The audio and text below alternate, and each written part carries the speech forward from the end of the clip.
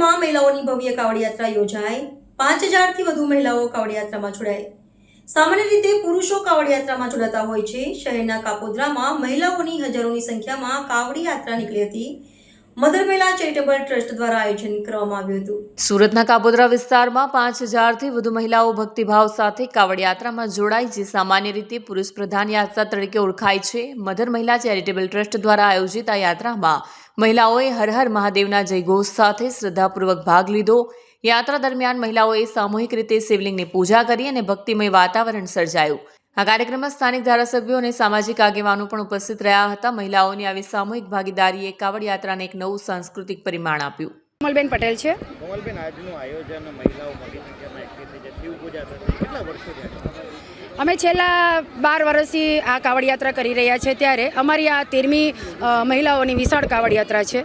આજે આ યાત્રાની અંદર 5000થી પણ વધારે બહેનો આજે અહીંયા જોડાઈ છે। જનરલી લોકો પુરુષોની કાવડ યાત્રા હોય છે, ત્યારે આટલી મોટી સંખ્યામાં મહિલાઓ માટેનો કઈ રીતે વિચાર આવ્યો અને સતત આ કાર્ય કરી રહ્યા છે?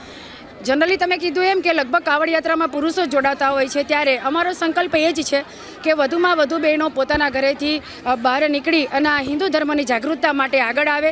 એટલે અમારો લક્ષ્ય એવું છે કે આ વર્ષે 5000થી પણ વધારે બહેનો થઈ છે, પણ આવનારા વર્ષોની અંદર વધુને વધુ બહેનો અમારા આ ટ્રસ્ટના માધ્યમથી કાવડ યાત્રામાં જોડાય અને હિન્દુ ધર્મનો વધુમાં વધુ પ્રચાર થાય, એ જ અમારો લક્ષ્ય છે। પવિત્ર શ્રાવણ માસમાં આ કાવડ યાત્રાની સાથે કઈ રીતની અહીંયા પૂજા કરવામાં આવશે?